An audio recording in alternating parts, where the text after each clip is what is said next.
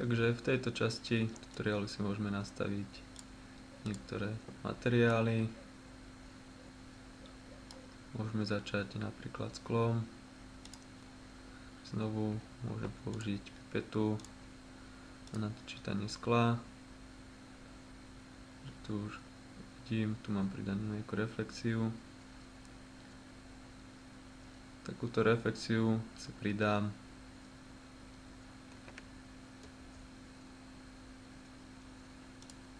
pravým kliknutím na daný materiál, vytvorím vrstvu Create Layer, takže mám na výber buď emisiu, to je svietiacia vrstva, reflection, to je odraz, diffuse je difúzna mapa, väčšinu je základná, takže vždy je načítaná nejaká, buď to je farba alebo nejaká textúra, a ďalej refraction, lom, prelom svetla. Takže mám momentálne vytvorenú reflection a difúznu mapu.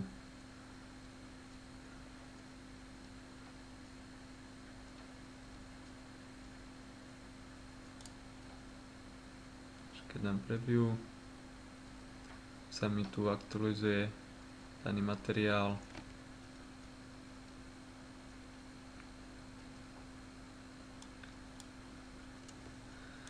Takže tu mám s pôvodným nastavením.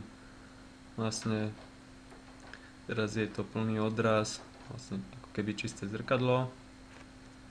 Takže ale keď chcem, aby to bolo sklo, tak musíme prejsť do nastavení reflection. Otvorím si malé M a načítam novú mapu. Pre priehľadnosti sa používa, teda pre odrazy sa používa text Fresnel. Máme vlastné nastavenie IOR, takže môžem potvrdiť OK. Teraz keď dám preview, tak vlastne vidím, že už je priehľadné s určitým odrazom. Kebyže zmením farbu, modrú, OK, znovu dám preview, vidím, že je s nádychom modrej, takisto aj v SketchUpe sa mi to prejavilo, že zostali okná modrasté. Takže pri reflexii ďalej môže nastaviť rozmazanie, ale pri tomto skle chcem nechať na jednotke, takže aj pre highlight, aj reflection glossiness nechám 1.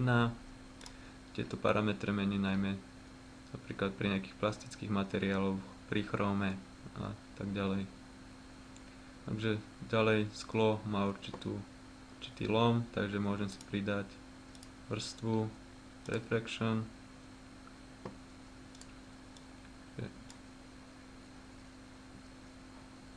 Znovu preview. A už vidíme proste pohľad cez, keď to je gula, tak sa nám láme ten pohľad, že to môžeme meniť pomocou IOR.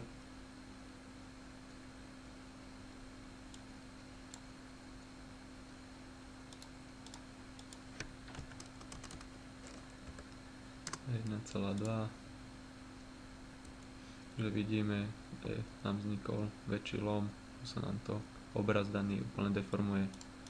Že ja si ponechám základný 1,55. Keby chcem,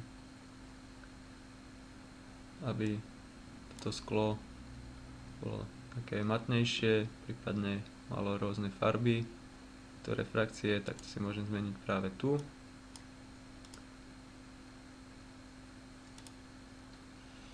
A vidíme, mám teraz zelené sklo.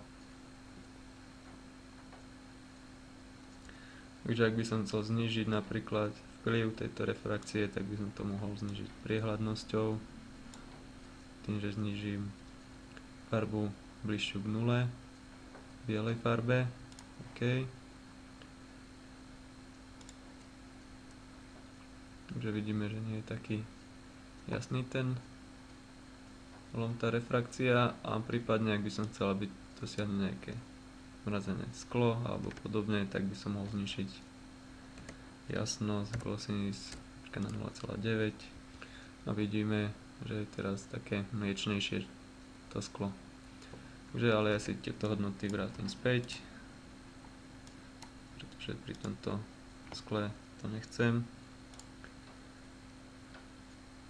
Takže ďalej pri týchto materiáloch máme aj ďalšie nastavenia, a čo nás môže ešte zaujímavať sú maps, takže tu máme práve bump mapy alebo displacement mapy, takže bump mapu ak použijeme, tak sa nám bude javiť daný povrch plastickejší podľa danej bump mapy, alebo použijem displacement mapu, tak nám to vyťahne do toho priestoru.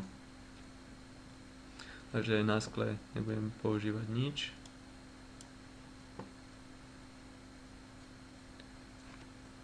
Takže ďalej si môžem načítať ďalšiu textúru, napríklad tú bledu, ktorej môžem dať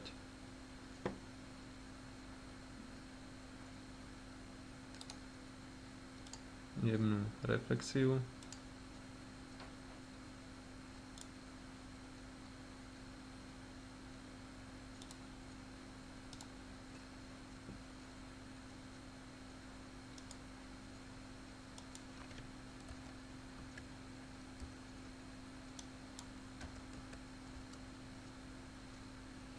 Náhľad.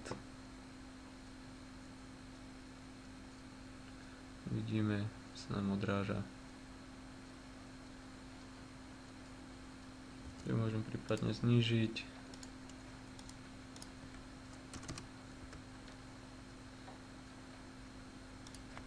IOR pre menší odraz. Tak vidíme, že už sa mi to menej odráža. Že ďalej si môžeme čítať textúru tmavšieho dreva. Materiál 1, kde nemusím dávať napríklad odraz, bo je to matné, ale môžem práve použiť bump mapu, takže zapnem bump, mcom, vyberiem si text bitmap, vo file si načítam danú bump mapu, takže napríklad tu ju mám. Bump mapa zvyčajne je v odtienoch sivej, čo znázorňuje, že biela a čierna dávajú rôzny pomer hĺbky alebo vplyvu tejto mapy na danú textúru. Takže takisto sa dá použiť napríklad pri reflexii, že chcem mať iba určité časti odrazivé, tak môžem použiť podobnú mapu. Takže ja ju používam teraz pre tú bump, otvorím, OK, dať preview. No teraz až takto nie je viditeľné, ale má jemný profil. Ak by som zvýšil intenzitu tejto bump mapy, tak by sa nám vyšila intenzita, čo je lepšie viditeľné pri odrazových materiáloch.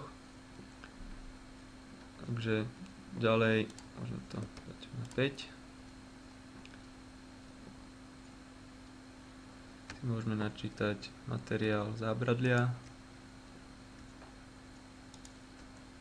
šedá, ktorej môžeme priradiť reflexiu. Takže tu si môžeme nastaviť novú Fresnel mapu, tým, že zvýšime hodnotu IOR.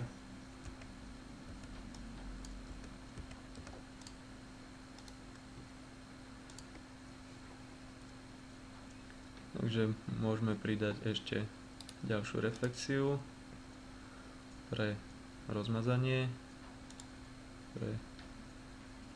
aby pôsobil prvok metalický, že môžem znižiť glossiness, dám preview.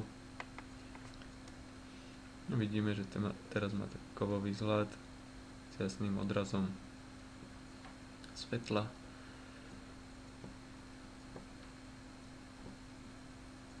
Takže to sa nám aplikuje na všetky materiály color 006, že to mám použiť aj na streche. A ešte môžem použiť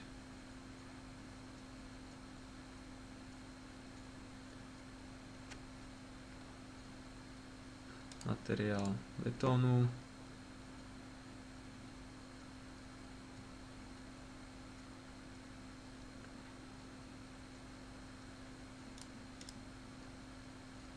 Kde môžem znovu priradiť nejakú bump mapu, prípadne v tomto prípade aj môžem použiť ten istý prvok open, OK.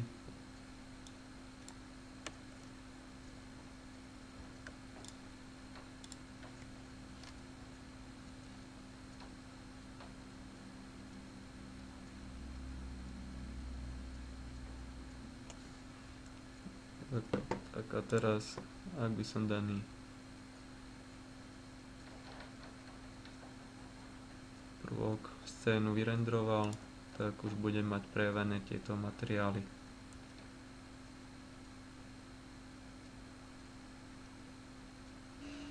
Takže tu už vidíme napríklad na skle a na tomto ráme odrazy, zábradlia,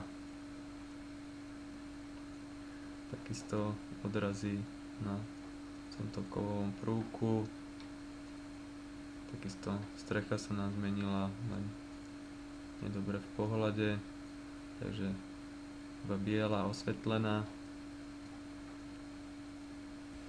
Takže si môžeme ponastavať rôzne prvky.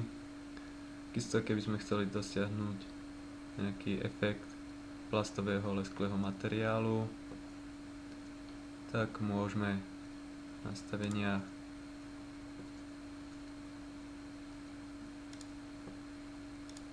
pre niektorý materiál iba s hodnotou perpendikulár, že môžeme dať strednú hodnotu, OK. A teraz kebyže odstránim druhú reflexiu, preview, ak mám materiál s jemnejším odrazom, prípadne môžem trochu tento odraz rozmazať.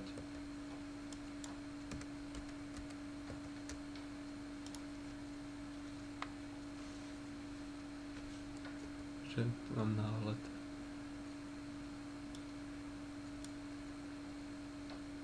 Prípadne, ak by som chcel vytvoriť svietivý materiál, tu pridám vrstvu emissive a tu môžem nastaviť svietivosť tejto farby, intenzitu a či má byť aj poloprihľadná alebo čisto len svietiaca.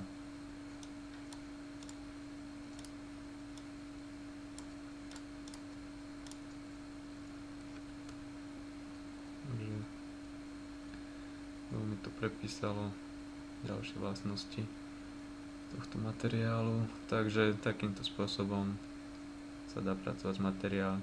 Prípadne, ak máme nejaké materiály vytvorené, si ich môžeme importovať, a to pravým kliknutím na materiál, import, a načítame si danú textúru príponou Bismat pre SketchUpové súbory.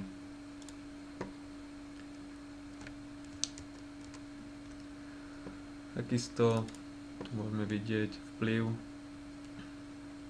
Fresnel EOR a Reflection Glossiness, takže podľa daných hodnôt vidíme, môžeme dosiahnuť rôzne efekty pre nejaké metalické materiály, napríklad vidíme prechrom, ako môžeme dosiahnuť efekt takisto pre fog multiplier v refrakcii, danú hodnotu, takže keď je 0 číre sklo, keď je 1 už je vplyv danej farby.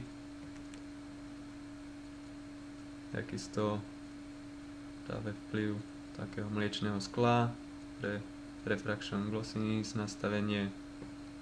Vidíme, že už tu tá refrakcia skoro nie je vidno, iba po okrajoch, kdežto pri nastavení 1 je vidieť dozadu dobre cez danú sklenú guľu. A tu máme refrakciu IOR, vplyv, že to je odraz cez ten lom, takže vidíme znovu podľa hodnot, ako sa nám to mení.